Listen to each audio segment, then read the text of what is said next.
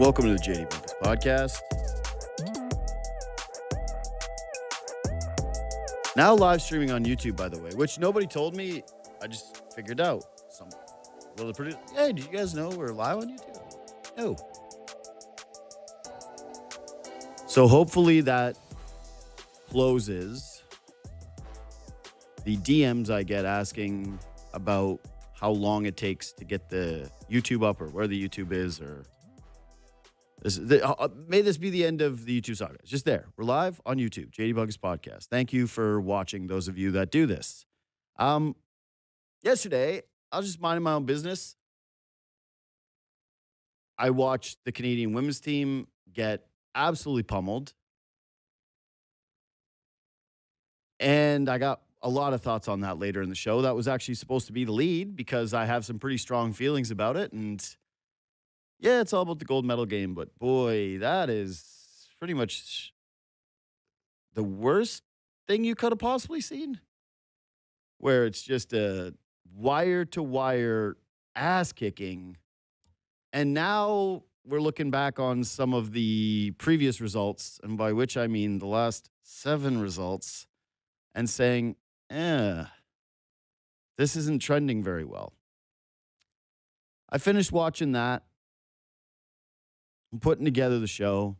I got Brian Macon, Scottie Barnes' personal trainer on today, preparing thoughts. I'm doing some research. And we start to get little Blue Jays updates. And I go, whoo, right. Blue Jays, we're back. It's the first day of spring. We're meeting with the media. We're going to get all the reports from what's going on and what the expectations are. And nightmare. What a horrific way to start. I will say, again, getting ahead of myself here. Anthony Santander, a guy who was not really with the team last season, and when he was a negative. He was positioned as, well, this guy's going to be a huge bounce back player. Yeah, the first couple months are really going to matter. He can't get off to the same slow starts, but paid this guy to be your DH/outfielder. And you're losing Bo Bichette. You got to replace their production somewhere. It's going to be Anthony Santander. They miss out on Kyle Tucker, and the conversation centers around, hey, Anthony Santander, don't worry. You got Santander. You paid a guy who had 44 home runs a couple of years ago. He's got to produce. He's got to get his opportunities. He's got to get his playing time. Let's see what he can do for you. He's out 5 to 6 months. 5 to 6 months with a shoulder injury where the manager said they suffered a setback in January. I mean, it's February 11th. I would have sure liked it if he would have gone under the knife a little bit earlier. I sure would have thought that a guy who was dealing with shoulder stuff and was rehabbing it for a very, very long time, they would have at least considered this possibility a little bit earlier so that he could get on the field during the regular season, because 5 to 6 months to me sure reeks of, yeah, we don't know if this guy's necessarily going to play this year. And also, for a dude who's a slow starter, and that's the book, after not taking plate appearances essentially for an entire calendar year, and since he's been healthy, God, what will be closer to 2, I don't really feel too comfortable about it. Bowden Francis, they announced that he's going to be out. I forgot that he existed, I'll be honest. He's not really been at the top of mind considering what this pitching rotation is. But still, he was a valuable player, and although it seemed as though the magic kind of ran out at the very end of his Blue Jays tenure last season, I don't think you want to have a guy missing the entire season. That represents a depth starter for you, especially when, you do look beyond the guys that they have and it starts to get a little thin.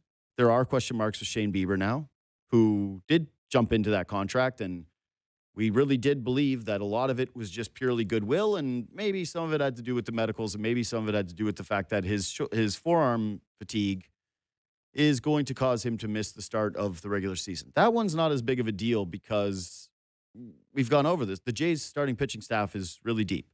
And even Eric Lauer, they announced, is going to get stretched out as a starter to begin camp. The Jose Barrios quotes were a little weird. I'll talk to them about them with BNS. I got to say, it didn't exactly make me feel like, oh, okay, this is done and sorted. It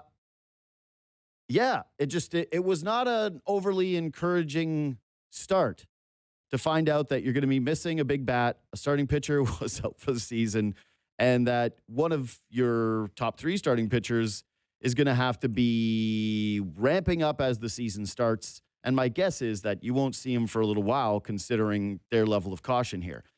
The big issue, though, is Santander. One, the contract already stinks. It's just about damn near impossible for that contract to look good at this point. You've got 2 seasons now that are going to result in a net loss. Every time you sign an older player to an unrestricted free agent contract, the premise is that he's really good on the front end and doesn't have to do as much on the back end of it. That's why the George Springer signing was so shocking last year, that he was unbelievable when all of the numbers were trending in the opposite direction. And now if you're talking about basically a 2-year shoulder injury for Anthony Santander, the idea that he is going to come back and make good on this deal or make us look back on this deal is, I think, a little bit of a reach. Be a pretty big stretch for this guy to now live up to that contract. He's making, like, that deal looks so bad. The Tanner Roark contract looks like it was a good piece of business. And the biggest issue here is the Jays already needed a bat. They were trying to get Kyle Tucker. And Ross Atkins has come out and said that they're not really in the outfield market, that they're happy with who they've got. And we just saw postseason heroics from Nathan Lucas, and Addison Barger took an incredible step last year. You'd imagine that he's playing a lot more outfield. A lot of people here love Davis Schneider. They're hoping that they've got a healthy Dalton Varsho. Miles Straw turned out to be more than just a throw-in to get a pitcher you didn't acquire.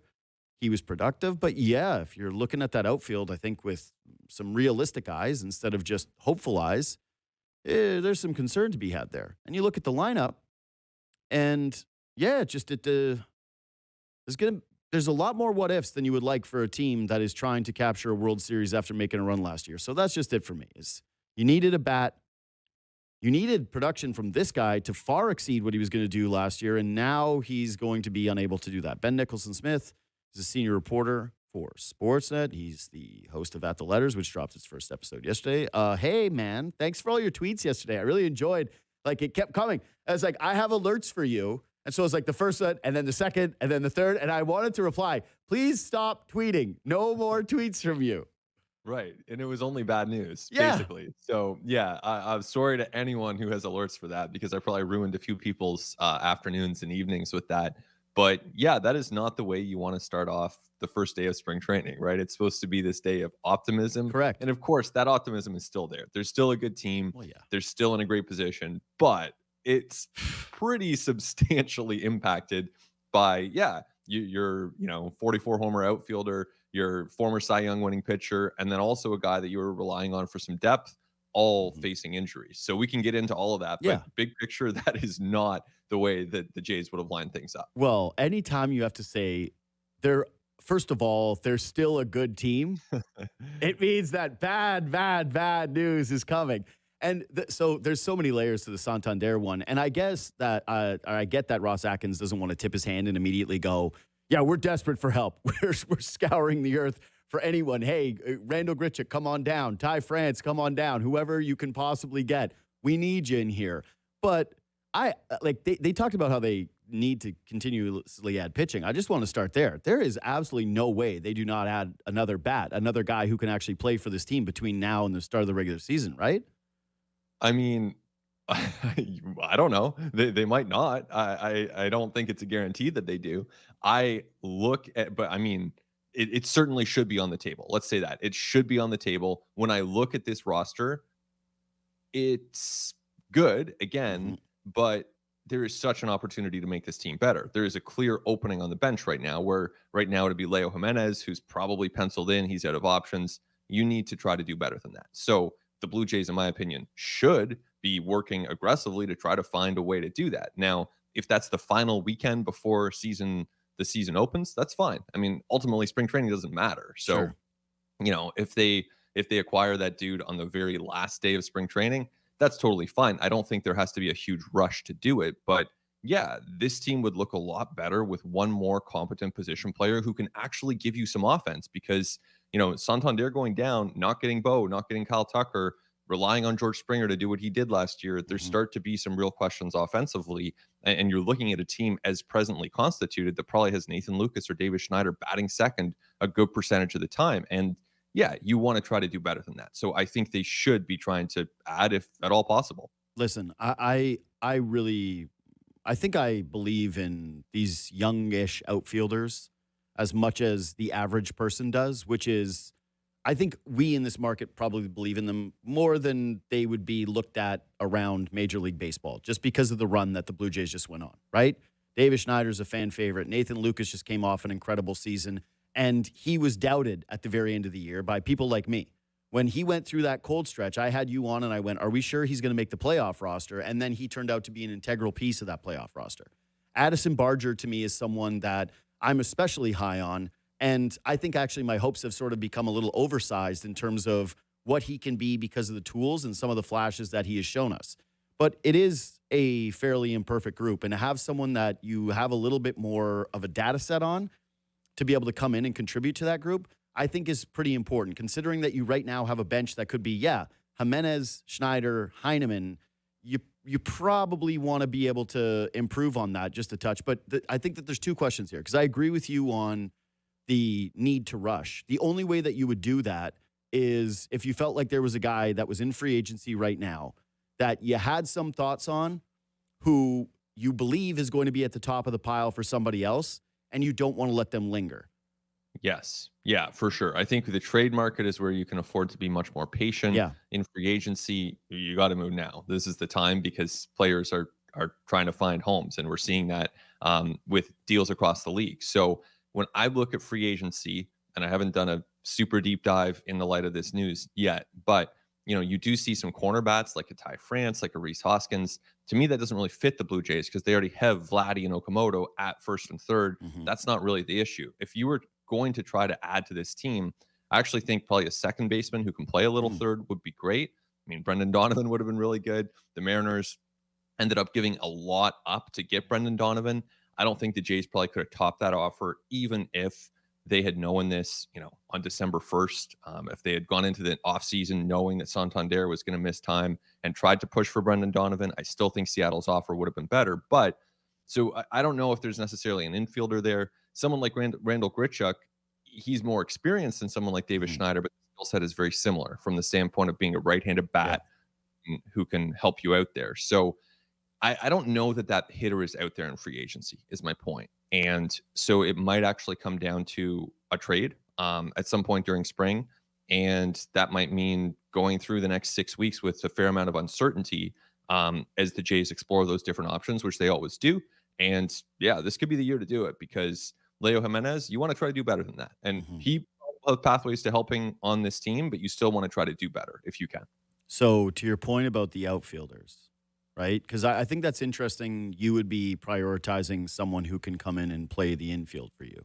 Because like the logical thinking is, hey, Santander going to play in the outfield, bat in the outfield, replace him with an outfielder. But yeah, I guess they don't have to do that, given that they still do have 5 guys who can play in the outfield to start the season with them. And I would think, like, if you're going the Grichuk route, or the other name would probably be Max Kepler, because there were some people that thought the Blue Jays were interested in him last offseason. He obviously came off of a pretty difficult season where I think he and Grichuk both OPS'd under 700 last year, if I'm right on this. Yeah, I am. Grichuk was 674 and Kepler finished with 691. My guess is that you're probably splitting hairs when it comes to grabbing a guy like that. Maybe they do have a strong preference. Maybe David Popkins, they're going to him and saying, which one of these dudes would you most want to work with that you think you can get a lot out of? But the rush wouldn't, for me anyways, doesn't seem like that's something you would be automatically doing. What it does open up, though, is the idea of like the season where they brought in Daniel Vogelbach. Like having a guy that does come to spring because you want to be able to take that extended look at him and see if that is going to be a roster fit. So out of these free agents, do you think there is a guy that actually does fit the mold a little bit better than another? I don't as of now, which is why my mind goes to trades personally. And, when I look at this position player group, it's good. And I shared kind of a projected lineup, which is oddly kind of static now. Like we got so used to the Blue Jays mixing and matching and moving all these players around. It's currently constituted. Like it's kind of like Addison Barger's your right fielder. Kazumo Okamoto is your third baseman. Ernie Clement is your second baseman. Like it's kind of gotten to this point, which can work, of course, where it is a little bit more static. But my question is, okay, let's say Andres Jimenez needs a week to rest a sore hamstring. Okay, now Ernie Clement's playing shortstop. Who's playing second base?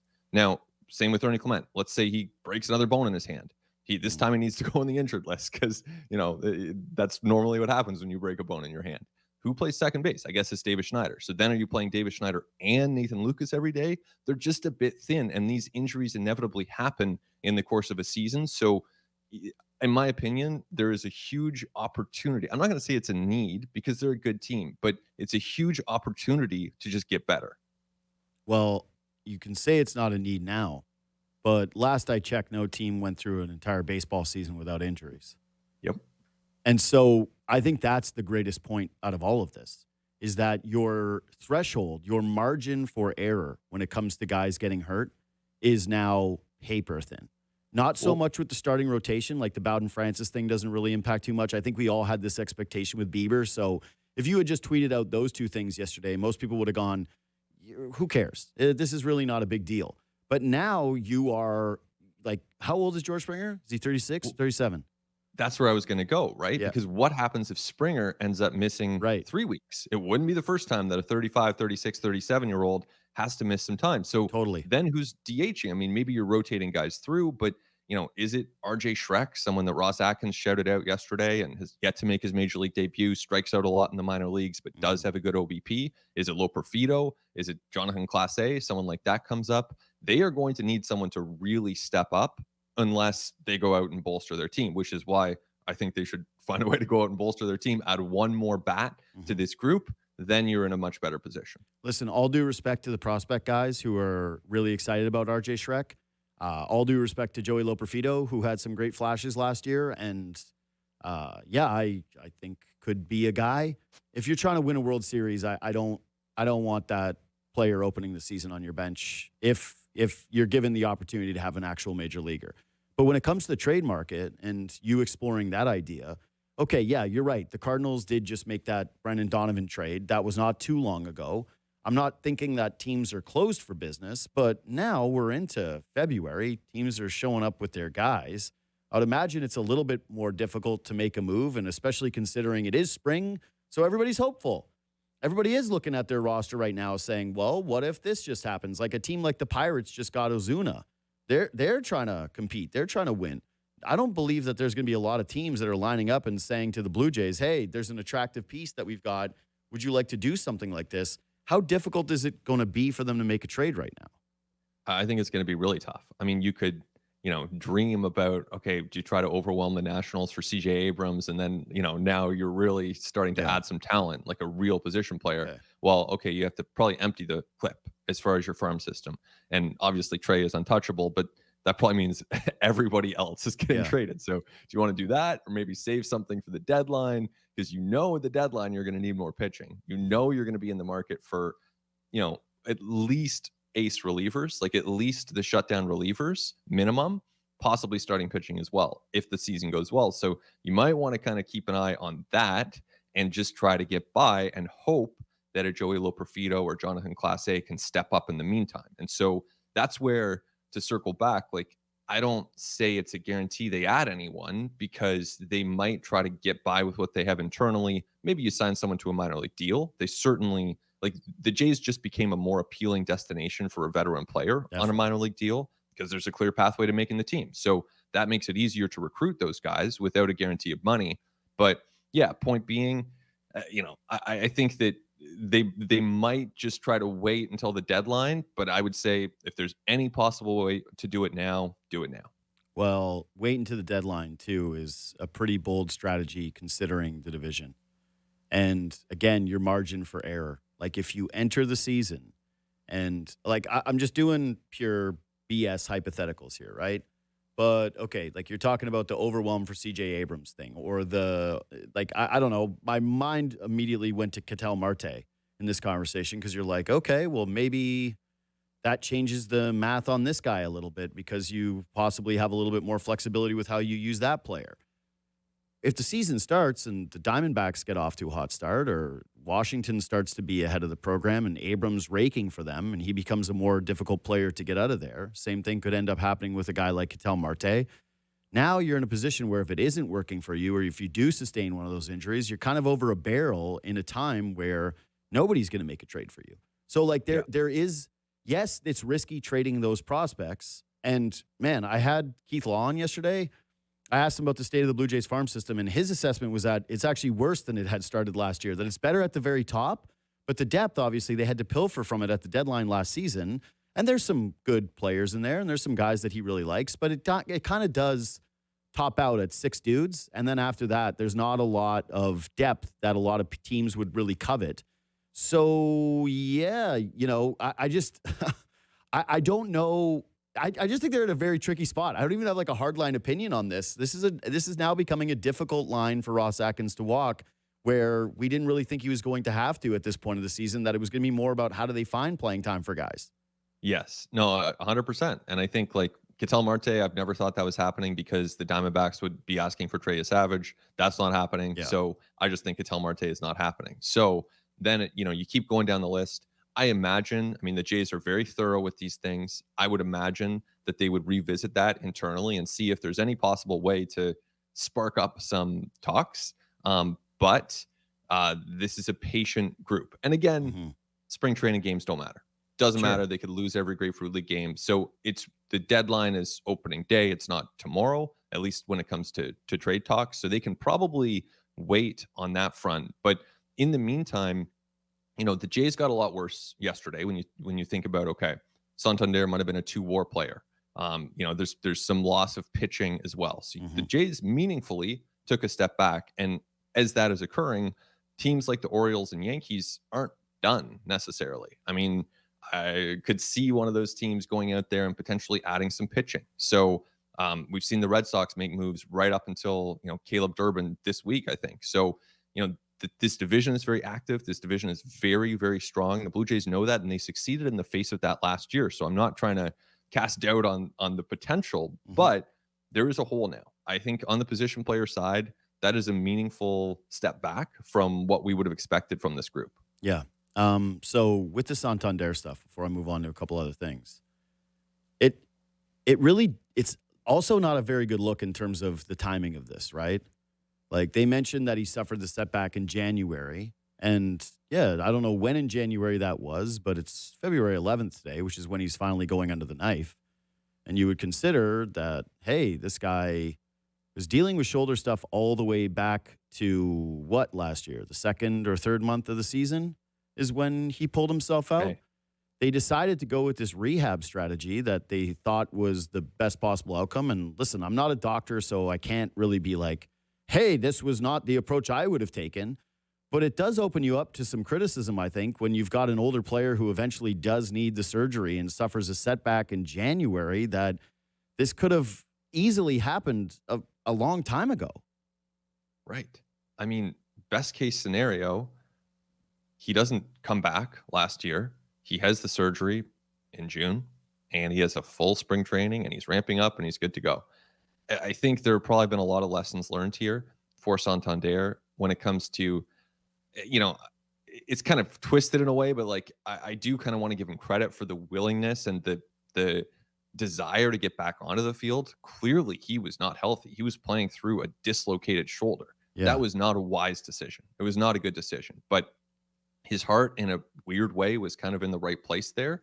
And yet, as we look at it now, there was a huge cost to that time that has elapsed. It's impacting the Blue Jays this year. If he's able to come back at all, it will be very much toward the end of the season. So we're looking at 2 lost years, and we're looking at potentially, the way things are going, one of the worst free agent contracts in the history of this franchise. I mean, that's not hyperbolic. Clearly, I think it's tracking to be by far the worst. Like, I don't even know what you would come to me. The worst one they ever had was Tanner Roark. That was the benchmark. And now you look at that, like that was not even really that impactful. It's just that he gave you literally negative, negative, negative, and then his lasting memory was just homers, homers, homers, and then goodbye. I'm trying to think back to like the 2000s, like when we were kids, like did they, or 90s, like were there any really bad ones? But then again, they didn't spend as much. Yeah, that's what I mean. So Yeah, like and BJ Ryan, that would be a bad one. Yeah, but even BJ Ryan at least like came out and gave you a good year. Like He it, did have one dominant year. that's what I mean is you can at least point to some success with that guy. With this one, it's literally just hurt you so far through the first 2 seasons of a free agent contract for a guy in his 30s. Yeah, so I would say it has a chance to be the worst. I mean, yeah, worse than Tanner Roark, worse than Kendrys Morales. Mhm, Yeah, I guess that's going to happen. The more you spend in free agency, you're going to have more bad deals too. mhm. This team can withstand the financials of a bad deal. The question is, can they withstand it from the roster standpoint? And this is where, you know, it really puts the position player development to the test. We are going to see RJ Schreck, Joey Loperfido, Jonathan Clase, this kind of player will Leo Jimenez. Can they now take advantage of this opportunity? Can the Blue Jays development make up for the fact that Santander is hurt and fill in that gap? Because that's a real test. And ideally, your organization would have the internal success stories to be able to make up that gap, so you don't have to empty the farm system to go out and backfill before opening day. Well, yeah, again, like I like the top of the farm system. It really does seem like the JoJo Parker pick is unanimously approved around baseball. And again, yesterday, just referencing the Keith Law conversation, he's like, guys who profile like this in high school just they hit. And yeah, you're right. They're not moving Trey Savage. He's basically an untouchable. So you're talking about a player pool of essentially 5 guys with real value around baseball. And if you're removing from that asset pile at this point of the season, when you're coming out of free agency as one of the big spenders, that's like a disappointing feeling in its own right, because it does limit your flexibility moving forward, and it's difficult to replenish that group.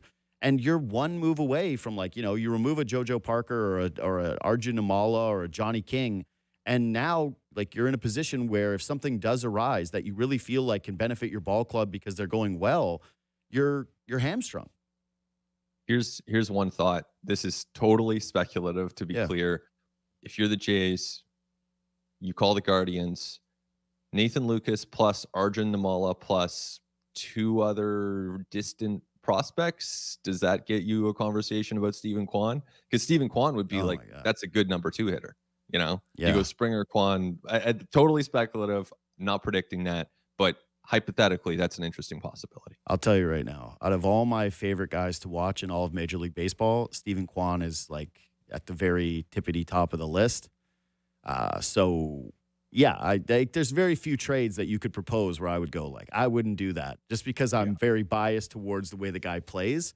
But again, my line of thinking would be, just if you're the Guardians, hey, we were competitive last year. Hey, we just got Ramirez to sign another sweetie deal where he went, don't worry, I don't care about hundreds of millions of dollars. I love Cleveland. This guy loves Cleveland more than LeBron loved Cleveland. And I don't know if they would be doing a move like that, even at a heavy price point where they feel like they would be getting a win via the prospect market and the savings market. Like, that's what I'm saying about the timing of this happening, is like a lot of the major moves and a lot of the lifting for these teams is done. And their front offices are looking now out at the season and saying, we're trying to be competitive. There's very few teams that are looking at this right now and saying, we're still looking to strip things down because we know this year isn't it. Right. And look, more often than not, what happens when because teams sustain injuries all the time. More often than not, they backfill internally, they backfill with a minor league deal from out of the organization, or they backfill with a small trade as opening day is approaching. So that is mostly what happens in these situations. There are exceptions, and the Blue Jays have traded for Matt Chapman in spring training before. That would be an exciting kind of scale of move if they were able to pull something like that off. But by and large, we're talking smaller scale moves to backfill. Well, that actually, so the nice thing as you're speaking about this, because there's very few things that are positive. The most positive thing you can look at with this move, this injury, is, and I've referenced this before, but you remember when the Red Sox signed Pablo, what's his Sandoval. Sandoval, right? They signed Pablo Sandoval, and he becomes famous for breaking his belt, taking swings. He's just completely out of shape, and he never lives up to expectation with that organization. He's a World Series hero with San Francisco. He's a total, unquestionable bust for the Boston Red Sox. What did they do? They just said, this is a sunk cost. We're moving forward. And they acted like a big ball operation, which weirdly they're not anymore. The Blue Jays are now, by my estimation, in that position where at least you don't have to look at this Santander contract if it just becomes completely nothing. If it becomes just a total sunk cost, you lost $97 million and a deal that will be frustrating forever because you're always going to point to the books and say, hey, that deferred money, they're paying him till the day we die. Like, we will die before they finish paying Anthony Santander the deferred money that he didn't make anything good on. So that's a nice point of optimism. But it would lead me also to believe maybe they're a little bit more flexible on the type of a trade where a team's going, we don't like this money on our books. And while you don't really have the prospect capital that is desired to be playing in all of the waters of the Kwans and the Abrams and the Ketel Martes, maybe there is a name out there. Just because when you said Chapman, I went like, oh, like that's the kind of guy, older player, making real money on a team that really isn't going somewhere. And the Jays saying to themselves, listen, as much as we feel like this Santander contract isn't going to hurt us in the future when it comes to free agency, we're trying to go back to the World Series. We're living in a moment right now where there is a fever pitch for this organization. And if we have to go take on another risky deal, but all it costs us really is money, let's do that move. Yeah, I think that's in their wheelhouse. I think they can do that. And I think that's a great thing about where the Jays are positioned and how they're operating. Honestly, that's how you want to be operating.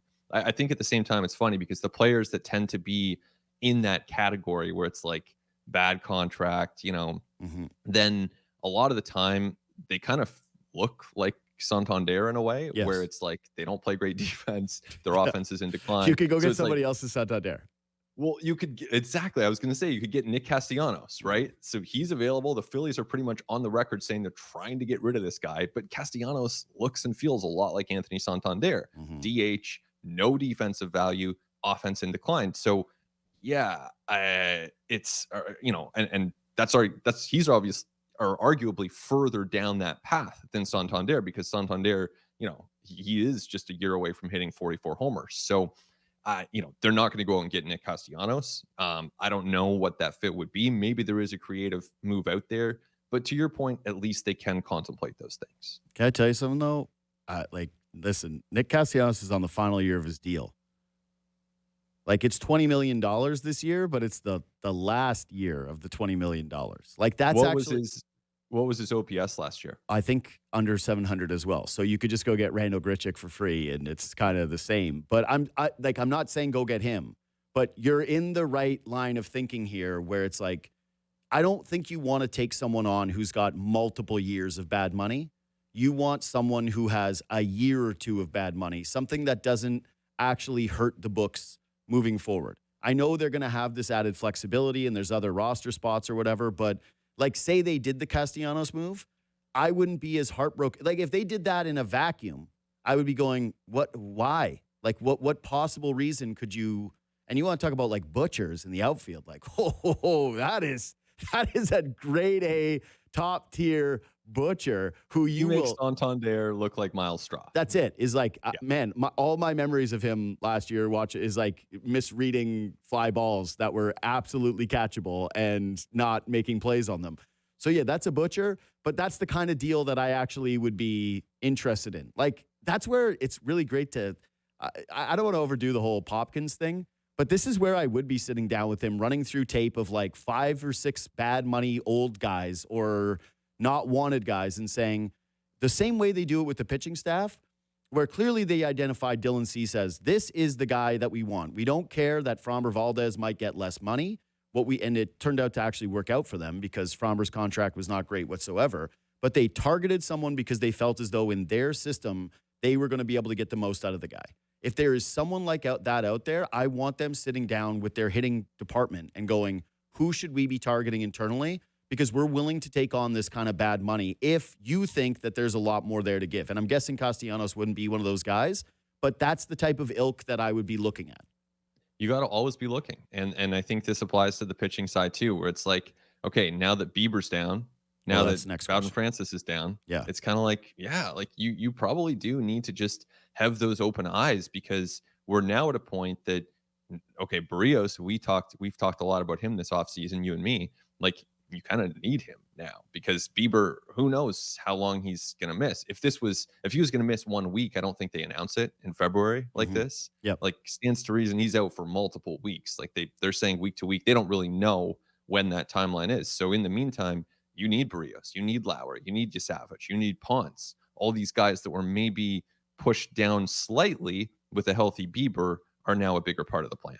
So a couple thoughts on that. One is Atkins came out and gave the quote of, we're not going to give a timeline because we just feel like that puts undue pressure on the player. Right? You're right. They're announcing this thing in February. We're still a ways away from the start of the season. Those two things in concert would make me believe, while they say ramp up to start the year, that's also pretty nebulous and a non-committal to anything. That if Shane Bieber missed the first month and a half of a season, that wouldn't surprise me whatsoever. In fact, I would probably set that as kind of the over-under benchmark of when we start to talk about him seriously. And I would take that. Like, if you could snap your fingers and say he's healthy on May the 10th, totally 6 weeks into the season, to be honest, I'm taking that. There's also the question about what Savage's workload is going to look like. We love Trey Savage here. He pitched unbelievably well, but his rise was insane in terms of where he started the season and where he finished the season. Also, the conversation around Trey entering the postseason was, will this guy be a reliever or is he going to be a starting pitcher? He also walks a lot of guys and is not someone that they're going to be routinely looking to go deep into ball games. I would guess, not from the outset of the season. They're not saying, Trey 7 innings, Trey 7 innings, Trey 7 innings. Like, my guess is that he'll, obviously have his pitch count, but that they're going to be pretty cautious with the way that they use this guy, considering how much activity has been used with that arm. Then you throw into the mix, I'm sorry, I want to know your read on this, but I read that Barrios quote from John Schneider, and I thought, I don't love that quote. That doesn't sound, but he said, and there's some things that we probably need to do better too, and he's talked to the guys, and we just want to put it behind us. I don't know. I kind of read that quote like they sort of still had to apologize to him because he still felt a certain way. Anyway, I don't want to dig too deep in this. People think like I have a vendetta against Barrios. I just think it sucks when a guy quits on your team when they're trying to make a World Series run. Yeah. Sorry, that's just kind of the way that I am with sports. Is I don't think that's a great thing. I don't think that the Barrios situation is like, well, it's done. It's resolved. He's on this team. He's an important part of it. They talked about how they're stretching out Eric Lauer too, which obviously they're going to, considering like what their pitching depth is right now and the guys that are behind them in terms of the organization, losing a Francis and having like Jake Bloss in the mix. You don't want to end up in one of those situations. But yeah, I would just think that now there is a little bit more need for a starting pitcher, which opens up the door for a Chris Bassett or a Max Scherzer. Yeah, I think Scherzer is a real possibility for midway through the season. I don't know if that's a reunion that happens now. I've been under the impression that the Blue Jays still like Scherzer, still, they kind of love Scherzer actually, but it's a lot. It's a lot for Scherzer. Like, does he really want to do? And I don't know. He's a pretty intense guy. If anyone likes PFPs, it's probably him. But does he really want to do bunt practice on the gang mounds on February the 15th at the age of, how old is he? 41. Maybe not. Yeah, but he wouldn't have to do that. Like, they're not. Yeah, he would. Yeah, of course he would. Yeah. They all do it. Yeah. Like, you can't. I'm just saying, if that was the hard line in the sand for him, they'd be like, yeah, show up later. Yeah, but it's all of that, right? It's the bus trip to Bradenton. It's the early mornings. I don't know. I haven't talked to Max Scherzer about this, but he wouldn't be the first veteran player to say, you know what, I'm okay joining a little bit later in spring training. I don't need the full 7 weeks. I think that would be reasonable for him to say. So I've always thought that would be something that could happen, maybe at the end of spring. Maybe it happens midway through the season. There is an open door, I think, for that possibility. Bassett, my understanding is that he has a lot of interest from other teams than the Blue Jays to be a starting pitcher. I think we're seeing that starting pitching market still move pretty quick, with Fromber going to the Tigers, Justin Verlander going to the Tigers. Verlander, by the way, $13 million. Okay, now we know the price tag for Scherzer, probably $13.5. Yeah. So, it's 13.1 is probably gets it done, to be honest. Yeah, 13.1 prorated. You got that part of it figured out. So Yeah, for Bassett, I just think that, is it the Yankees? Is it a team in the National League? Like, there are probably teams out there that have a need for him. Um, Maybe the Jays re-engage, but I'm not under the impression that's happened recently. But yeah, as for Barrios, to go back to that for a second, Mhm. it is really interesting because I think that it, I take them at face value when they say that they've had discussions about it and they're ready to move forward. But I think the real test will be, let's say his breaking ball isn't breaking and it's the third week of the season and it's just not getting that bite to it that they want. Then the question is, do they trust each other enough to communicate constructively, to have a really good dialogue about it, and to really trust each other when that's happening? Because those things happen in the course of a season. Is that trust there when something goes wrong midway through the year? That's my question. That's the right question to have. Right now, of course, okay, when I say I don't know about the conversations, I'm not saying they haven't had them or that they don't feel like this is something they don't want to keep going over with the media, right? Like Jose is going to talk about it once. Yep. And then from that point forward, it's not something that when you're down, when do you go? In a week and a half? Yeah. When you're down there in a week and a half, they're not going to love it if you're going up to Barrios and trying to dig back in on that conversation. They're going to go, 100%. hey, man, get out of here. Like we don't want you doing this whatsoever. So they're going to try to do the move, which every organization would do, of like, this is now a non-story. We've addressed it. We've talked about it. It's over and done with. I'm sorry. This is like, I'm just akin it to a relationship. Somebody cheats on you. And then they're like, I'm going out. You're not going to be like, I'm sleeping great. I'm going to be totally fine. I totally trust everything that's going to happen moving forward. Once you breach trust to that level, and that's for both sides, it's about when the flare up happens, when something that you want to talk about, do you feel comfortable addressing it with this guy? Are you going to have to all of a sudden now pick your battles? How difficult is that from a pitching staff standpoint to be like, are we going to approach him on this one? Are we going to let this one go? When in reality, what we would be doing with any other guy is like sitting there with the film and making sure that he's understanding what our issue is. I just don't see how you're going to be able to rebuild the trust between the player and the organization to the standpoint where, like you said, if something doesn't go right, that you're going to be able to mend it a second time. That sorry, to me, it just feels like it still has ugly potential. Well, we're entering the unknown a little Yeah. bit, and the Jays and Barrios, good for them. They're hoping for the best. That's great, but at the same time, there could be further tests ahead. And if this was a real, like a romantic relationship, and that were to happen, Yeah. usually someone walks away. Yeah. Right. And also, usually, no one's paying the other party 24.7 million in 2027 and Depends on what 2028. kind of a divorce settlement you're like. It's like, if you make you So, money, then maybe. so nothing, certainly nothing I've ever been Yeah. involved in. So that obviously colors the dynamic between the two sides as it does this, and that's pro sports. That's normal. Mm-hmm. So by the sounds of it, though, it's more likely they would bring back Scherzer than Bassett. And I didn't like that you said Yankees in there because that would feel horrible. And what I would say is it really what a lot of that would also come down to me is not just the opportunity to pitch. It's that, do you think Bassett is going to command more than 1 year? I think that's a great question. Typically, man, I mean, I don't think it's more than two. I think it's one or two. Sure, but even still, I think if you're the Blue Jays, if you were given the choice between, hey, Max's market is probably not going to materialize until later in the year, and he's more comfortable to sit out rather than Chris Bassett, who wants to get out on the mound and has offers, and that if a team is willing to offer him two, even a team like the Blue Jays where we're talking about flexing the financial muscles, I just don't see a scenario where they would want to put his money on the books to start next year, even if they believe in him. Right. Yeah, I think that there's a price for everything. Mm-hmm. They like Bassett. There could be some mutual interest, but as the offseason progressed, certainly, up until, as things progress week by week by week, there just never seemed to be a lot of traction there. Not because there isn't a lot of mutual admiration and respect, just because there were probably better opportunities out there for Chris Bassett.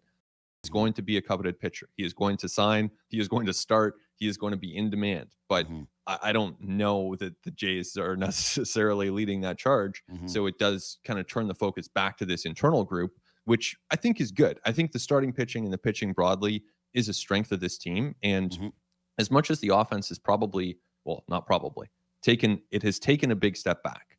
But with that, you still have a very strong pitching staff that looks better than the pitching staff that was, the backing of this team and driving this team forward for most of last year. Yeah, I think that's well said. Hey, Benny, we'll talk before you leave or right as you get there, one of those two times, either next week or early in the following.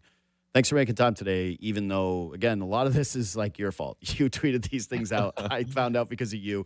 This is the Schrodinger's cat situation, or the tree falls in the woods. Like I won't shoot the messenger. Thanks for doing this, buddy. Yeah, anytime. Hopefully next time we are talking about better news. Yeah. But yeah, anytime. Thanks, Kind of JD. hard not to. See you, buddy. Ben Nicholson-Smith, senior reporter for Sportsnet and co-host of At the Letters. All right, let's take a quick break. You can reach out anytime on Twitter and Instagram at JD Bunkis. Please subscribe to this podcast. Yeah, the women got shelled, and I have many thoughts. Next.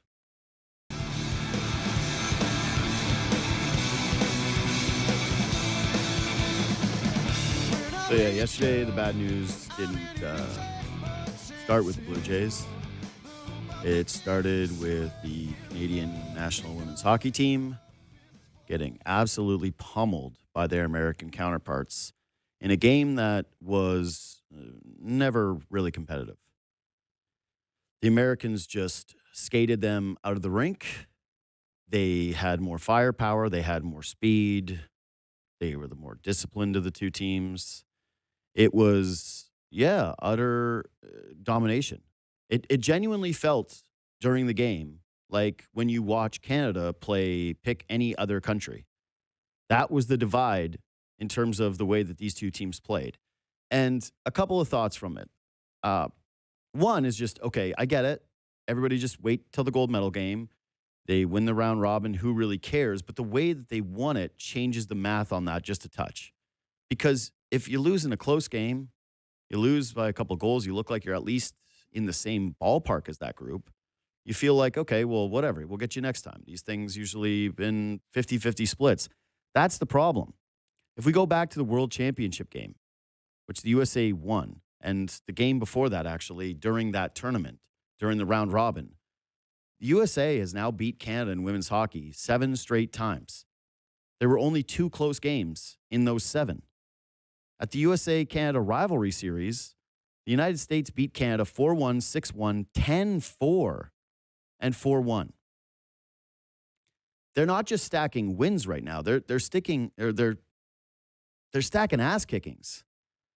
And I got to say, this is now making me a little nervous, because if they grab the gold medal and they do it in kind of dominant fashion, of course the rivalry is going to remain, and it's going to remain the number one thing arguably in all of hockey.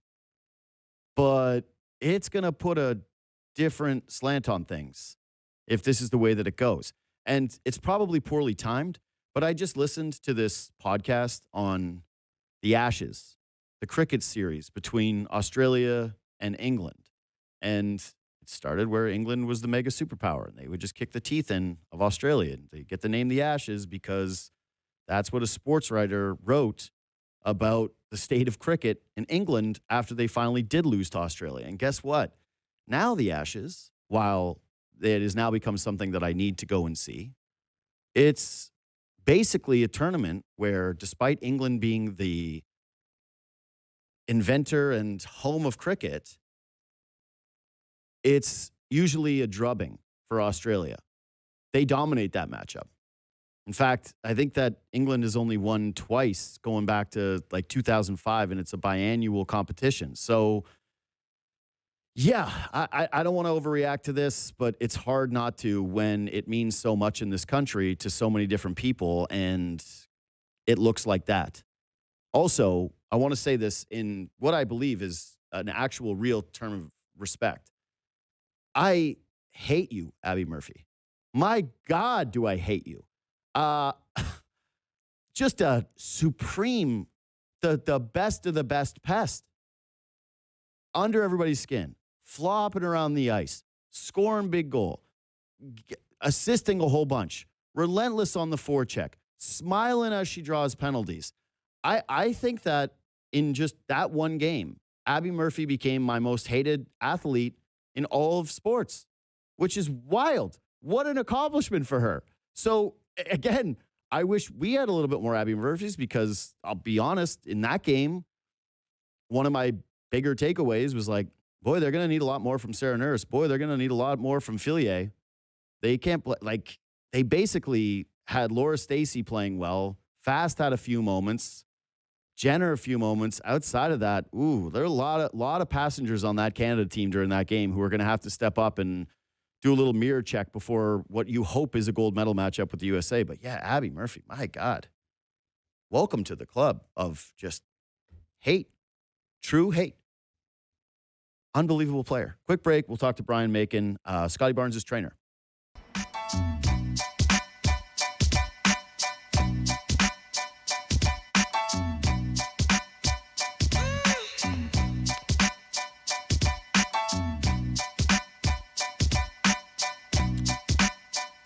Raptors Pistons tonight, last game before the NBA All-Star break, which now will include 2 Toronto Raptors. Brandon Ingram announced as an injury replacement yesterday. Teammates mobbed him. Looked really fun.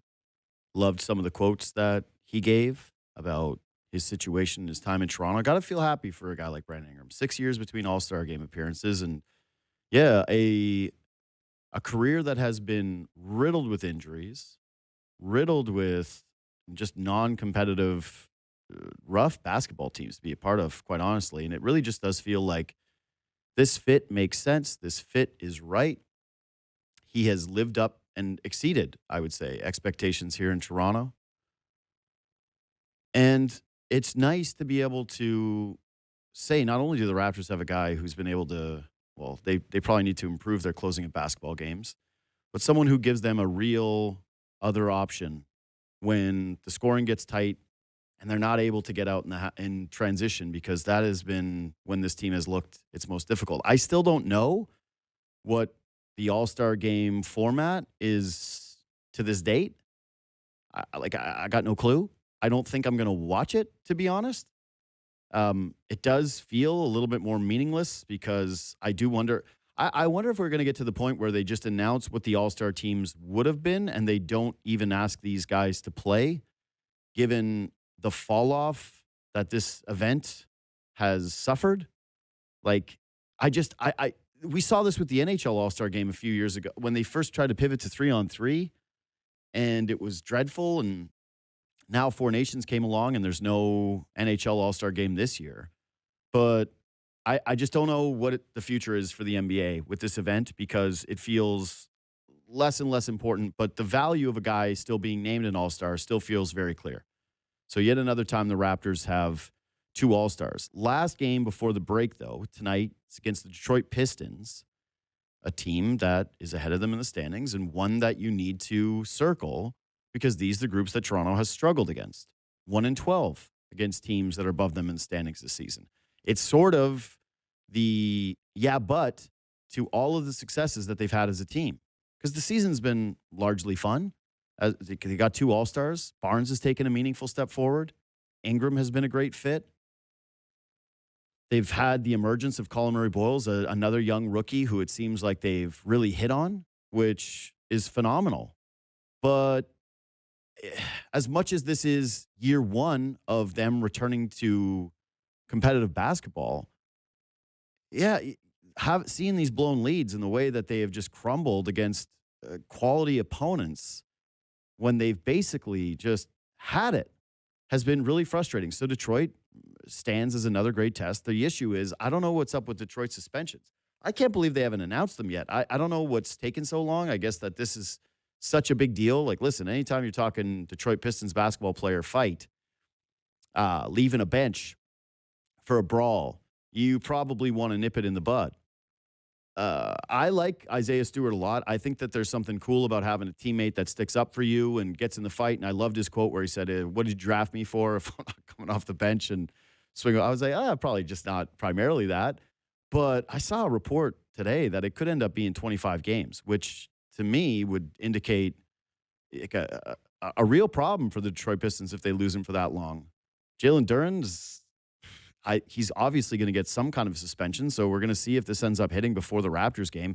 But yeah, I know that some of you are going, well, I hope that ends up happening so the Raptors can win. But if you're looking at it from a measuring stick standpoint, which at this point I really do think you need to, then I'm hoping that these guys are still in the lineup and that this news doesn't come down until a little bit later so that you can see a more competitive or at least a tougher challenge for the Toronto Raptors, and one where if they were to get a win, doesn't get diminished by missing players in the lineup the way that it happened with the Cavaliers. Anyways, Brian Macon is the founder of the Gem, longtime coach and trainer of Scottie Barnes, and he joins me now. What's up, buddy? How you doing? What's up, man? How are you? Thanks for having me. I'm doing well. So again, congrats because you do work with Barnes. You've been with him for a long time, and so his successes are your successes, and so yeah, another All-Star game. Yeah, I appreciate that. So let's start with this, just the relationship in general. I know that you guys go a long way back, but can you tell us about like how this relationship came to be? Yeah, sure. One of his best friends, Jason, I used to train him when he was younger. So one day they were I kept hearing this buzz about this, lanky, like 6'1", seventh grader. Yeah. And back then we used to run like the biggest camps down here, and then they brought him to camp. From there, what I noticed about him in the camp is that I never seen anyone have that much fun playing basketball. He always played hard, and he played just such a joy for playing the game.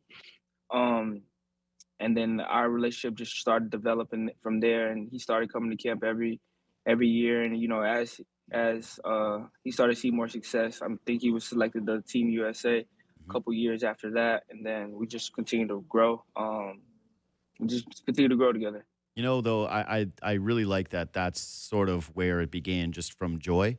Because one of my fears with youth athletics right now is, like, I look at a lot of the pressure that's on the kids. I look at the schedule that happens for a lot of these kids, the rising costs of a lot of these programs that kids are now enlisted in. And, it's happening in our country to pretty great effect, where I look at it and a lot of it seems like, man, this is a job for some of these kids. Like, it's such a grind that I do worry at times about the joy. So for a coach like you, it must have been just unbelievably refreshing or like encouraging when you do have a kid who shows up who just is dying to be there and who loves to be there. Like, I don't know if you can teach that.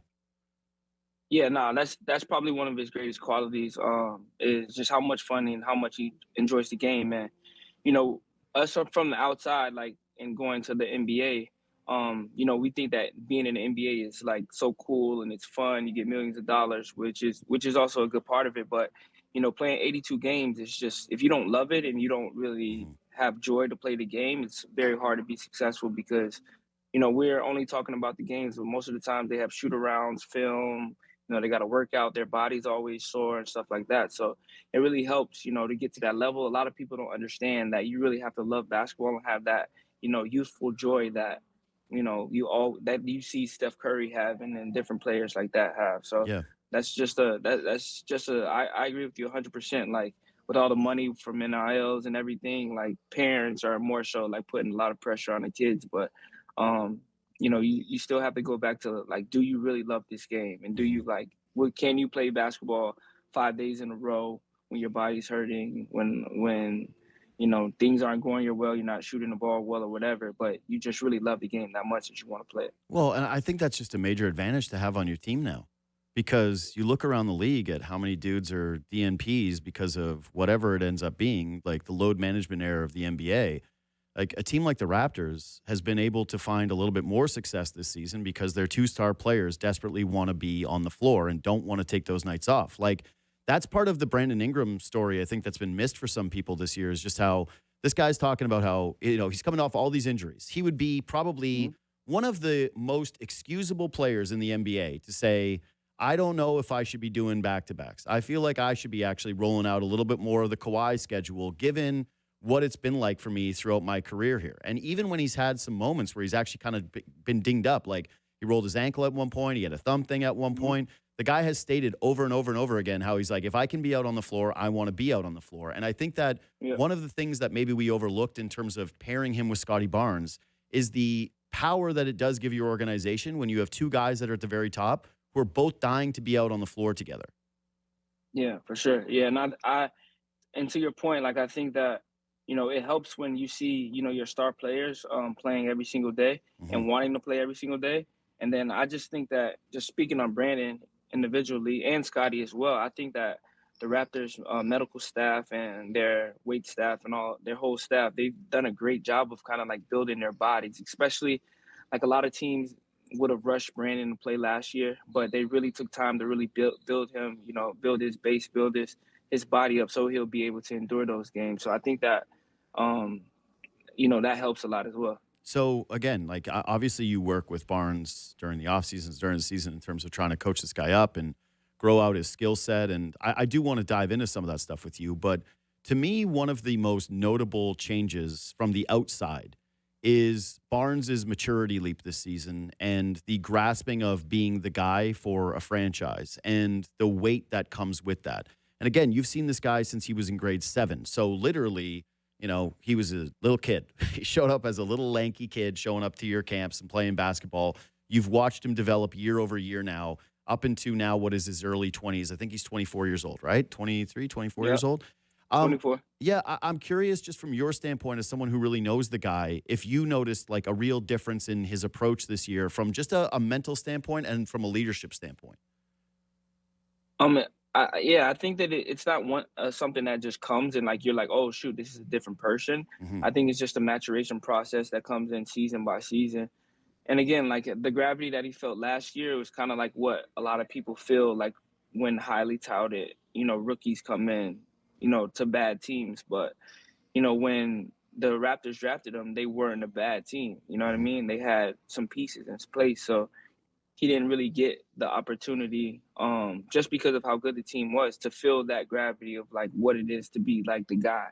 You know what I mean? Because you still had Pascal who was playing great and, Fred and other guys. So last year he kind of like that, it helped a lot. And I think especially toward the end of last year when he was out a little bit, and he just got to sit and watch a little bit, you know what I mean? And he got to really like see how the team is operating and things like that. So I don't think that it was just one thing that happened. I think that this is kind of like the process that he's taken, and now we're kind of seeing it all, come together for him. Well, and I would also guess that, listen, man, you talked about how he is a joy for basketball, but that he came into this team and year one, the team has successes, right? Like he's surrounded by good veteran players and they actually make it to a postseason. And Barnes himself has really good quality moments against the Sixers where, like, he played so well in that series that I think it messed up the Raptors' timeline a little bit because they went, well, God, maybe this guy's going to be so advanced that he can fit with this older group of players and that we're going to do the two timeline thing. But then following that, they end up being a really rough team. Like they're not winning any games. They're never really hopeful for the playoffs. Just like for a joyful guy who loves playing the game, your observations of how happy he is being on a team that's actually competitive and trying to actually make a playoff run. Yeah, for sure. Yeah, so that was one of the hardest things that he had to go through because he's never really experienced losing like that. Right. From high school, from he won 2 state championships as a sophomore and a junior. Then he was in Mount Verd, which probably is the greatest high school basketball team ever. Mhm. So he never really experienced, even at Florida State, they did pretty well. So he never really experienced loss like that. But I think that, just like life, like those experiences are important. If you don't want to feel that way, you got to do something. You got to do things better. You got to lead better. You know what I mean? You got to push yourself better, and that kind of like drives you when you've never been a loser before, but now you're faced where you got all these good things that are happening outside of basketball, but the one thing that's been your constant, you know what I mean? You're losing that. So I think that attributed to him maturing as well.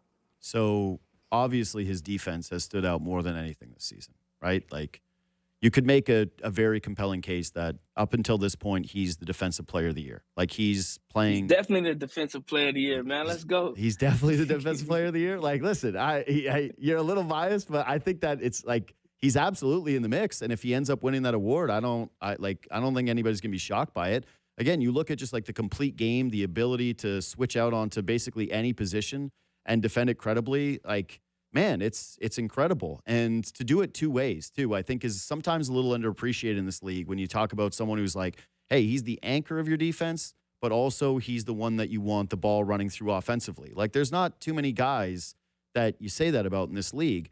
But yeah, to me, I think at this point for Raptors fans, especially if you're watching every single game and you're watching like the steals, the blocks, the different types of offensive players that he's facing, that part of it almost becomes obvious. But from your standpoint as a guy who like coaches him and knows him and like watches, I know it's probably sometimes a little bit even more difficult to when you're around him so much to see where those like large gaps end up happening or where those large jumps start happening.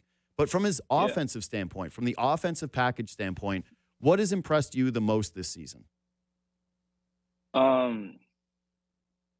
The way that he's able to score in so many different ways. And many times they don't. And I had a conversation with Darko before the season that many times they're not running plays for him. You know what I mean? He just has to figure out not figure out. He just has to feel the what the game needs, whatever it may be in that specific game. And that's been the most impressive one is that, you know, other guys are able to you know, operate on the side of him just because he's that versatile and he gets his scoring in different ways. But I really been impressed with his shot creation. I think he's improved a lot playing one-on-one basketball. Mm-hmm. And I think that's something that, you know, me watching all these things and listening, like that's one thing that I noticed that he really had to improve upon if he wanted to be, you know, considered quote unquote a superstar. So I'm really impressed with his shot creation and how he can attack different matchups because, you know, it's different. It's difficult because he's seeing different matchups. Whether it be he's guarded by another lanky forward or he's guarded by a big. You know, he's in so many different positions on the court, but he's still able to find a way, you know what I mean, to consistently, you know, score enough where his assists matter. You know what I mean? I think as one of the things that I try to preach to him is that the more aggressive he becomes on offense, he'll be able to do the thing that he really loves to do, and that's pass the ball. But at first, they really have to guard you, and you have to be, you know what I mean, important enough for them to send doubles or them to really, you know, help on the weak side off of you. So that's kind of been like my probably what I've been most impressed is just like the variety that he scores and how he's able to, you know, consistently find a way to, you know, get buckets and score and stay aggressive like in different games, no matter what. If Brandon has it going, if RJ has it going, if Quickly has it going, but he's still always, you know, he's not one, he's two. And you know what I mean? He's always two. So that's what I've been impressed by. Yeah, he's definitely gotten better with both hands. And he certainly, like, you know, he's always had a good mid-range game, like, you know, back to the basket, a guy that can turn around on you. But I also really like it now, like when he's just doing those like little mid-range pull-ups. Those feel like they're dropping all the time for him, whereas it didn't seem like that was as much of a package or a part of the package for him over the last couple of seasons. I think the curiosity point, though, talking to you and listening to you speak on this is he is, like when he was first drafted, the book was, and like everybody said it, high basketball IQ, really good passer for the position that he plays. A guy that can be that sort of point forward figure, can have the ball in his hands because very unselfish. To his credit, I think that is one of the beauties of Scottie Barnes is like, if it is RJ Barrett or it is Brandon Ingram and those two guys are very much going, there don't feel like there are moments where Barnes is just like forcing himself to be inserted into the offense from a attacking the basket and scoring standpoint. But with this team, there are also moments late in games where it's like, you know, they've blown some leads recently and you're hoping like, hey, you can't be as much as a distributor. You have to actually be more of the attacking player. How hard is it to kind of take a guy who loves to set up his teammates, right? Who is a pass-first player. Like I just read an excerpt on Steve Nash early in his career, how there were some points on certain teams that he was playing on for the Canadian national program where they just were like, hey, man, we actually need more buckets from you tonight, even though the first thing that you love to do is set players up. Has that been like a challenge for you guys to be like, hey, man, like with this team, you're going to have to be a more assertive scorer at times when what is at your true core nature is that you love to set up others? Yeah, I think the challenge is that when he first came into the league, a lot of those skills he just didn't have. You know what I mean? So um, as the team is giving him more, he's also getting better. You know what I mean? So it's like with anything, like he needs just to be in those situations, more experience, just to see the game and just to feel the flow of the game. I think that's one thing that people don't realize is that, like, to play the way that he plays, it's a lot of it is just done in the flow of the game. So um, I think now what you see is that he's starting to, we're starting to see more flashes, and like I say all the time, like, no matter what Scottie gives you, everyone is always asking more for more for more for more Mhm. because everyone can see it. Like, yo, if you can do that, why don't you just do that all the time? But we got to remember, we got to zoom in and zoom out. When we zoom out, we got to remember, like, 3 years ago, I don't think he could make half of the shots that we're asking him to, like, consistently make and, like, go hunt all the time. Mhm. So I think it's just a part of his maturation process.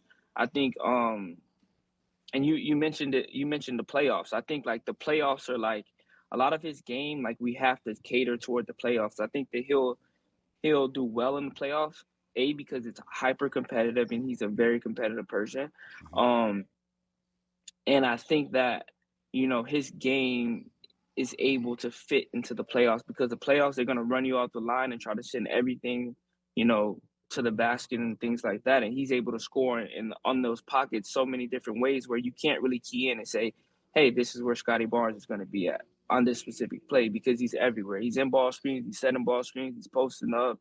You know what I mean? So, if, like, you're starting to see, like, what we're trying to put together, you know what I mean? Like, and you're gonna see, like, more and more flashes of it as he gets more experience, as he continues to learn, tough lessons, and things like that. And that's why I'm, like, so excited that the team is really good now because now the playoffs allow us to see, like, Yeah. the true story of, like, what it is. You know what I mean? And that's for everyone. And I'm excited for all the Raptors there because even from Darko, from being, like, third year head coach to all the way to, Scotty, like, they all just need that playoff experience to be in those battles and just to figure it out. You know what I mean? And get that experience. So um I know that's kind of answering your question, No, but it is. But here's yeah, here's the so thing, man. It's so true because this has been one of the points this entire season for me, which is being back in the playoffs has such an added value for this team because they can stress test the group. Like you mhm, find out who you're going to really be against other teams where it's their best lineup. It's them bringing that same consistent energy. This isn't okay. Well, you're getting this group and they're on a back to back, or they've got this going on with their team, or they're going to sit a guy or two. They might not match your energy level. Your compete is going to be matched by the other team's top compete. That becomes less of an edge for you during a regular season where you're just as hungry as everybody else. And so the way that yeah, teams defend you, the way that you counteract those defenses, the way that you adjust as a player, the way that you just see like how some of the best coaches in the world decide to defend you as one of the best players on the planet, like that's going to be unbelievably useful information for the Toronto Raptors. And I think a lot of people are very excited to see it. It's also important contextually to remember that one, Barnes has not been to the postseason as the 1A guy. So this will be the first time that ends up happening. But two is like, man, to your point about how we always expect more, more, more, that's what happens when you do a lot to begin with. But also that he mhm, is 24 years old. And what most players, we would agree that the peak is like 26 to 28.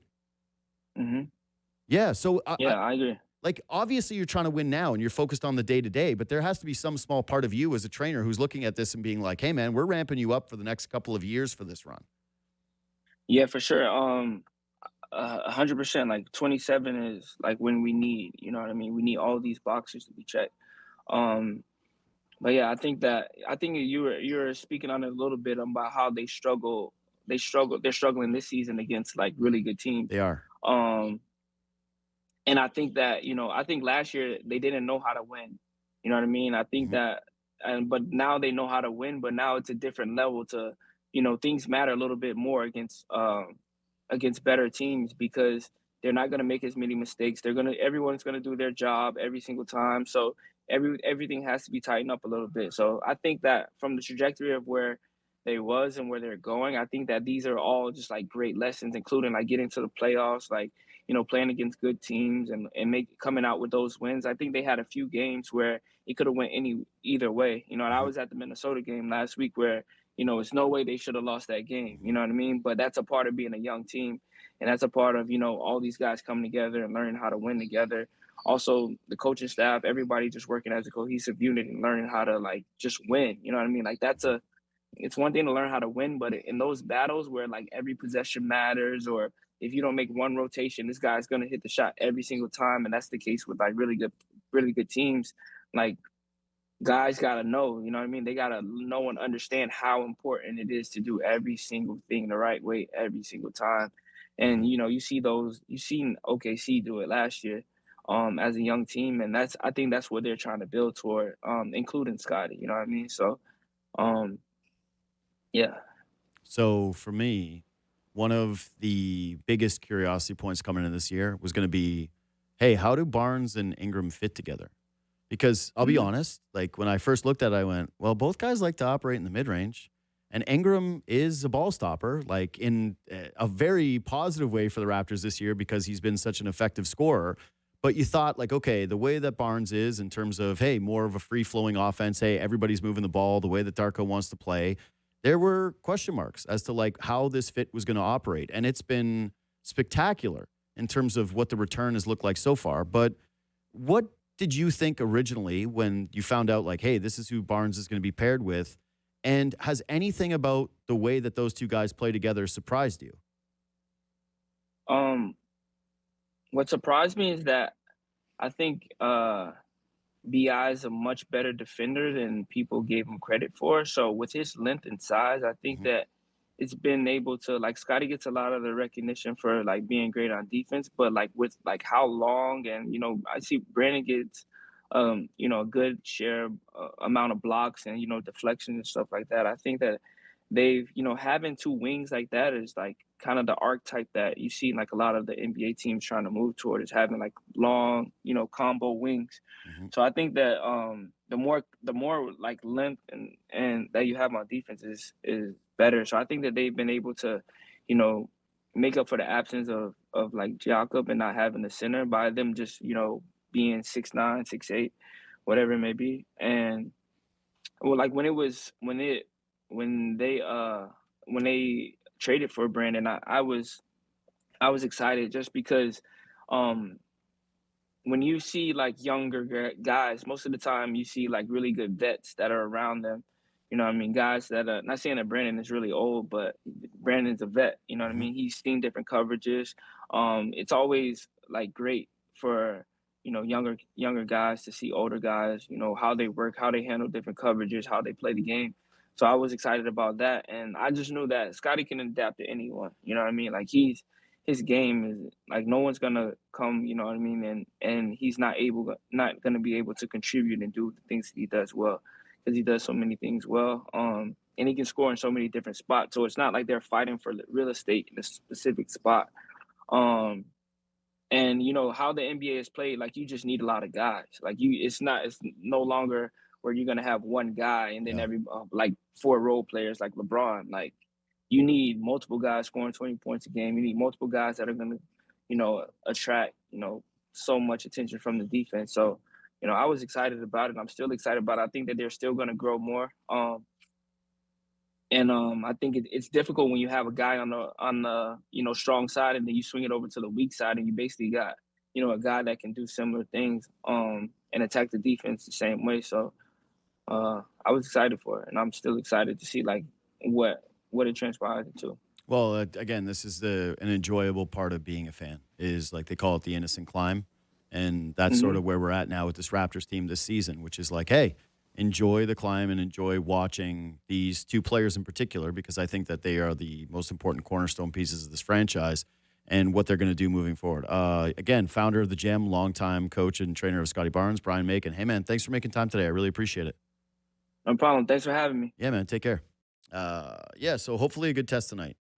Hopefully a good test, and hopefully a Pistons team that actually has at least the vast majority of their guys in the lineup. All right, we'll take a break. We'll come back. We'll do what we missed.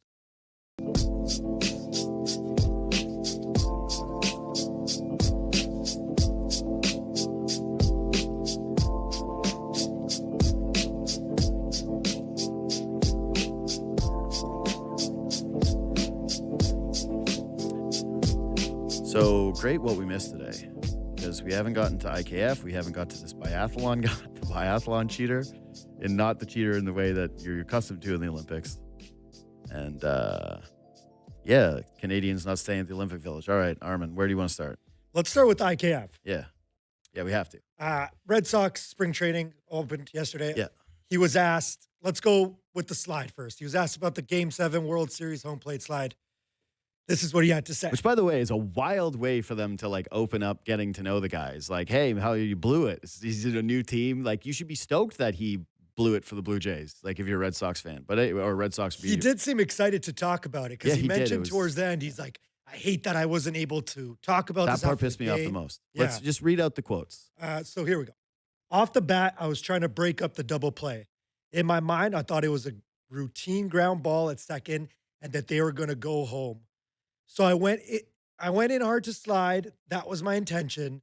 Just thinking, break up that double play right there and get our best, hottest hitter up at the time. It almost paid off. Ernie almost got the job done on the next one.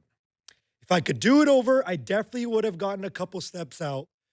But you have to do what the organization wants, and that's kind of been the thing there with runners in that situation. They would always keep the runner close. My biggest regret was that there was no cameras in my face after the game. That's your biggest regret. That was the toughest thing for me. If it was going to be such a big deal, it would have been nice to have the camera in my face and have a chance to speak. But it blew out without me getting a proper interview, so I thought that was unfair. Everybody is just going to go off it without me really being able to talk about the play. I thought IKF was a bit of a sympathetic figure, and now he's a villain. And I don't know, maybe this is just the way that I'm hearing this versus, let me know. Again, DMs are open and reach out, and I'll let you even have your say. That's like the worst possible answer that you could have given. You threw the organization under the bus when, okay, they want you close to the bag, but you were still way too close. Like, close to the bag is still supposed to be get a lead that is as far as the third baseman is. And we have conclusive video that you weren't even that.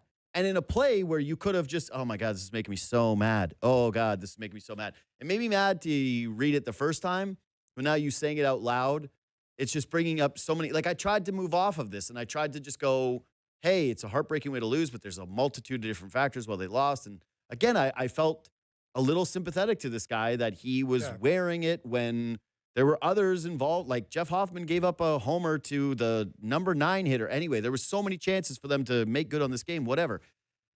So he makes a base running error, and then he blames it on the organization, which they also did take their fault. They took all the blame off of him. Blue Jays approached it the exact opposite way. Their coaching staff was like, it's our bad, don't blame this guy.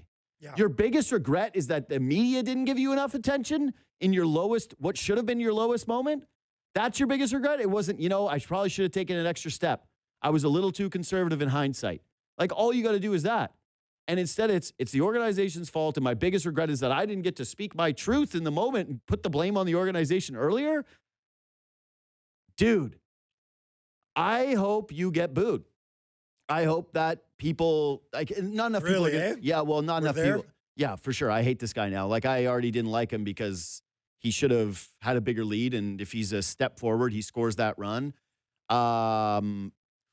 Yeah, I had no ill will towards IKF, really. Like, I just thought that, listen, the Jays lost the World Series, but I didn't view this as one guy made one cataclysmic screw-up, and that's what really cost them. Because, again, I viewed it through the lens of there were a bunch of different reasons why they didn't end up winning, and that one was the most heartbreaking moment. It's either that or Hoffman. And yeah, you got to let bygones be bygones, and he was going to move on. And I already made the joke that I didn't like him on the Red Sox because he was going to be there reminding me that this thing happened. But you know me, buddy, I'm an accountability guy. When you make a mistake, it's fine because you just need to own it. And then everyone naturally is conditioned to be like, hey, he gets it. And hey, not a bad guy. If IKF just said, I lost a lot of sleep about it. I should have taken a bit of a bigger lead. They wanted me close to the bag, but I should have taken a better step instead of, I thought it was a routine double play and I was doing the best I could and I did great and I did my job and they told me not to, and then I didn't get the cameras. Loser. Loser.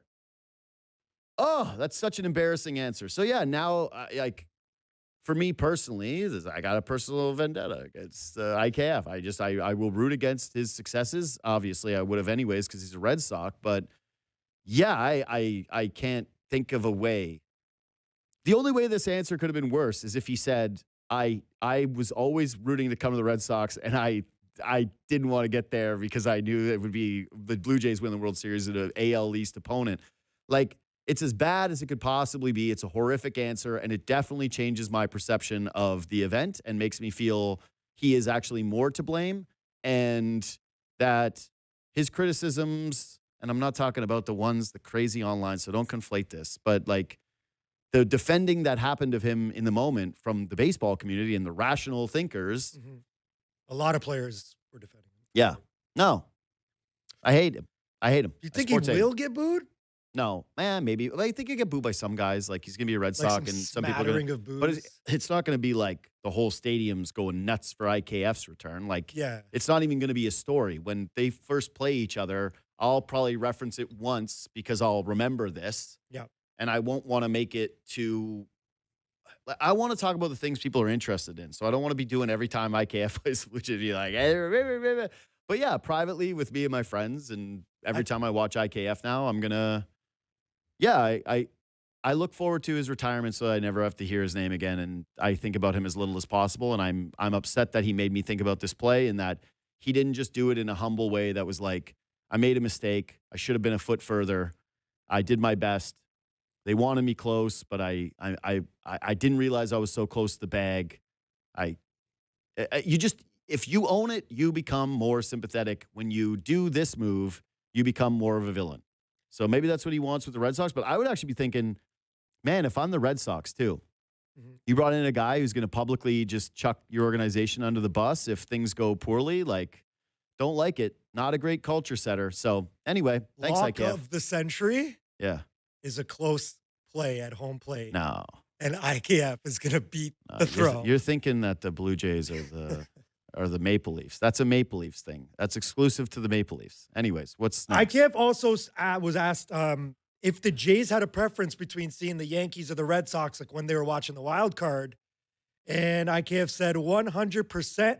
We thought it was a better matchup for us the other way to face New York. Mm-hmm.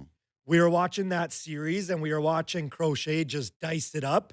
I think we had just lost 2 out of 3 to Boston. We definitely felt Boston was a tougher matchup for us. Once we saw the other team, we were a lot happier, and it was definitely a topic.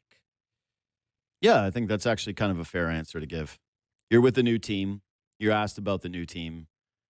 You kind of don't have to give the but it's like inside the locker room stuff with but it's not really like, I don't view that as a huge misstep by the guy, to be honest. Like, I get what you're saying, that it feels like he's giving away state secrets, but nah, not really. It's just, I think a lot of people felt that way. Can that be like a mental advantage for the Red Sox a bit? No, I mean, he might have went and told the players anyway without. Do you think the Red Sox, when they throw Garrett Crochet out there, who is one of the best pitchers in baseball last year, that they're thinking like, okay, well, now he's pitching against the Blue Jays, we feel even more confident? Like, no, Garrett Crochet is not going to be thinking about that. He's not going to be like, these guys are trembling in their boots.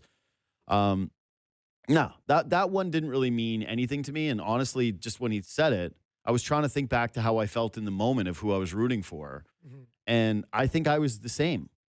I think that I wanted the Yankees because, as terrifying as Judge was, and he is, even though we talk about him being like a playoff choker, the biggest thing for me was Crochet, that they were going to have to face Crochet, and that he had way more of a chance to shut down the Blue Jays lineup than the rest of the Yankees pitching staff, which felt gettable. Like, the Jays had got to Fried. And I felt pretty good about the way that they were going to get to him again. So, and like, Carlos Rodon's a good pitcher, but also someone that I wasn't terrified of. Crochet felt like a real shot at automatic losses. So, yeah, I was probably leaning that way too. And I didn't really view the Red Sox lineup was worse. I definitely didn't fear them as much as I did fear the Yankees. But yeah, I remember being close. I remember I was going back and forth on it. I was texting people, which matchup would you rather want, which one? And the consensus from most people was exactly that. It was Crochet has dominated the Blue Jays. They've done nothing against him this year.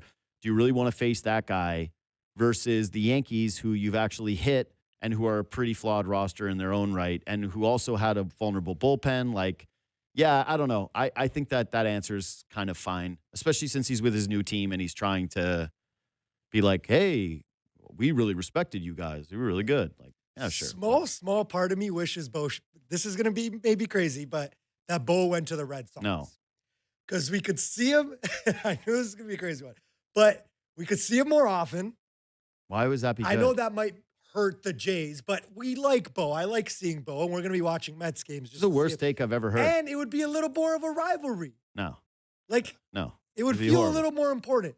No. That's all I'm saying. It wouldn't. The games already feel very important. The Blue Jays are trying to win a World Series, and to see Bo Bichette wear the Boston Red Sox uniform and go down as a Red Sox would be a nightmare. So, no, I completely and vehemently disagree. See Bo more. We like Bo. Like, yeah, you're going to like Bo if he's raking against the Blue Jays and he's chasing pitchers from the game? Like, no, thank you. Anyways, biathlon guy. I want to talk about him. You don't want to go to okay, let's do biathlon guy. Potentially post-game interview Hall of Fame. One of the best. Definitely. I'll never forget it. Post-event interviews. Yeah. If you haven't heard it, Norwegian biathlon bronze medalist confessed to cheating on his girlfriend. Yeah. Unprompted completely, and practically begged for her forgiveness. Read the quote. Well, it is translated. Yeah. From Norwegian. Yeah, I don't want you to read it in Norwegian. I want you to read it in English. Yeah, thanks. It has been the worst week of my life. I told her a week ago, and then it ended, of course. I am not ready to give up. I am hoping that committing social suicide can perhaps show how highly I love her. I am taking the consequences for what I have done, and I regret it with all my heart. It's much longer than that, but that was the crux of it. That was the most important part. There's so many layers to this that are funny to me. I got a few ways to go. How old is this guy? I don't know. I will find out. He's got to be 24 years old, 25 years old. Like, there's just no way. Find out. He looked older. Yeah, but there's just no way. Because being, okay, who among us hasn't been heartbroken? Who among us hasn't had a relationship that was short, but we thought it was more meaningful, and you take the breakup poorly? He's 28. He's 28. Okay, 28. Still, he's fairly young.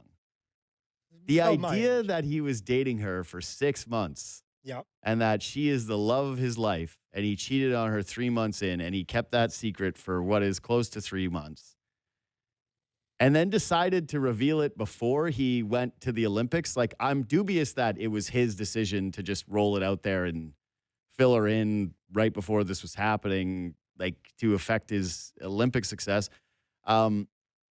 I mean, he did still finish third. I don't know what he was expected to be. Well, I think his motivation, I swear, bottom of my heart, his motivation to medal was to get the interview. Because if he didn't medal, I don't know if he's getting that interview. Actually, that's a good point. Like, I looked at it the other way. Like, maybe it would be distraction and that he wouldn't perform as well. But if you look at it from the breakup angle, when do people get most in shape? I know I've done it. Who among us, after a bad breakup, and especially one like that where you got dumped, isn't immediately going to the gym and thinking, I'm going to transform into somebody. I'm going to try. Everything in your life becomes more oversized in terms of the successes you want. Like, how many great love songs are written over heartbreak? How many great people were inspired by, wanting to win a breakup and becoming successful? So my original thought was actually, why would he do this before the Olympics? Wouldn't this actually derail his focus? That maybe you're right, that he hyper-focused in, and he wanted not revenge, but something akin to the revenge breakup where he wanted to be able to get the platform and speak. So I like this take by you. That's a better one than your Bo Bichette horrible take. 6 months into a relationship and saying 3 months he cheated and then that's the love of his life is wild stuff. And my guess is that he looks back on that someday and goes, yeah, probably not the love of my life. That being said, I'm definitely 100% Where are you going? rooting for the guy. Okay. Like, I can't help it. don't you think it's a way more compelling story if they get back together now? Here's the only problem I have with it. Mhm.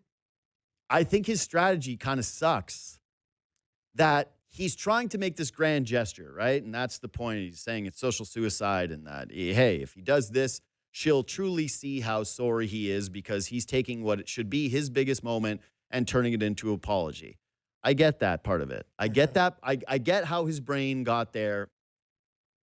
What I don't think he calculated is that it's like, now the world knows if she takes you back, Right. she went back to a cheater. For sure. So So your entire, like, if the world sees you back together, her whole look is the girl who got cheated on and bent the knee essentially for a guy just because did he cry? He cried. He was pretty cry. He was teared up. He was welled up.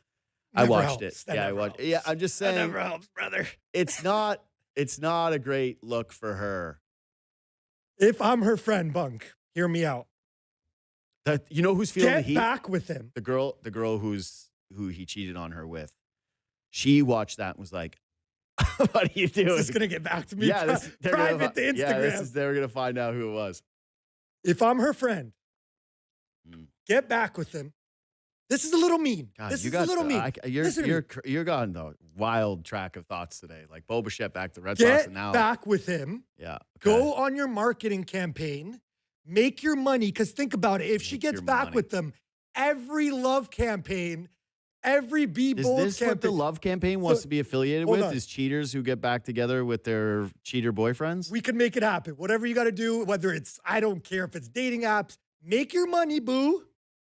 And then break up with them after 2 months after you get your bag. That's what I would tell her if I was her friend. I think you're overestimating the level of fame and money that's in it for this woman, considering, again, the optics of it are not what a love story. This is not like, I don't know who's They doing could it. make it that, though. They could present it that way. But hold on. We got to go. I know. So I gotta do a you're- read. You're rooting for the guy? Yeah. My opinion, he's going to get a lot of new offers just for being bold. I think his DMs are flooded. All right. The iconic Canadian rock group Billy Talent is celebrating the 20th anniversary of their sophomore album, Billy Talent 2, and they're coming to RBC Amphitheater in Toronto on Saturday, July 18th. We've got a pair of tickets to give away. Text the code word Billy to 59590 for your chance to win. Listen in tomorrow for our next code word. If you don't win with us, tickets are now on sale on Ticketmaster. Contest open to Ontario residents only. Standard message and data rates may apply. Yeah. I don't know, man. I guess like a lot of women used to write letters to criminals in prison because they like the bad boy. But I don't really know how you publicly going out there and being like, I'm sorry, I'm a cheater. And that also you're so in love with this woman. Like, if the premise is that he has that much love for her, if you're a woman that's DMing him now because, like, what, you want to be loved by him enough that he would just flake on her immediately to get with you? Like, Well, he none of this- seems pretty flaky anyway. none of this makes sense. That what you just Just the boldness. I think just fame, you're going to get some, but that's it. Anyways, we're back tomorrow. Ennis and Team Canada game tomorrow. Scott Niedermeyer. We'll see you then.